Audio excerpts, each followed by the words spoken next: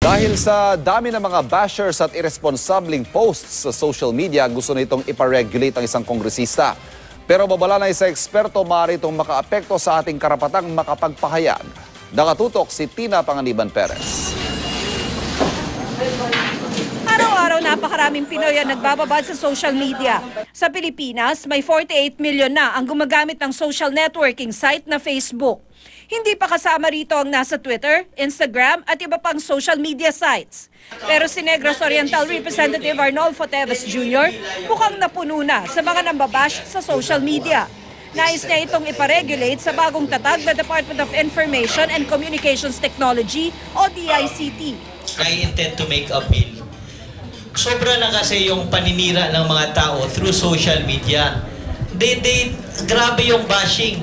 No, hindi lang sa akin. Ang daming taong nasisiraan through social media.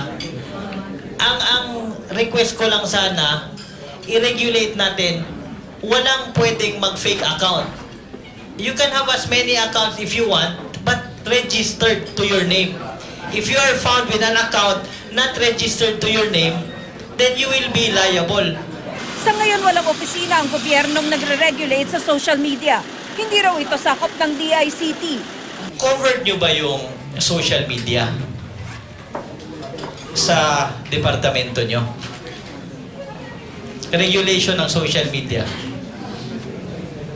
Dapat eh. Actually, sure, yun pong social media po kasi, that would deal with content.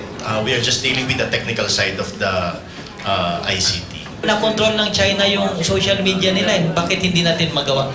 It's the matter of accountability of those who send social messages. Para makaiwas sa bashing, simple lang ang payo ng isang kongresista kay Teves.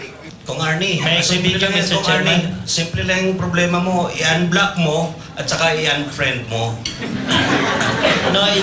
Ayon sa isang social media expert, kung matutukoy ang mga may-ari ng mga social media account, mababawasan ang bashing. If you are identified, then you are less likely to engage in unlawful behavior. Pero masela ng issue dahil baka maapektuhan ito ang karapatan na makapagpahayag.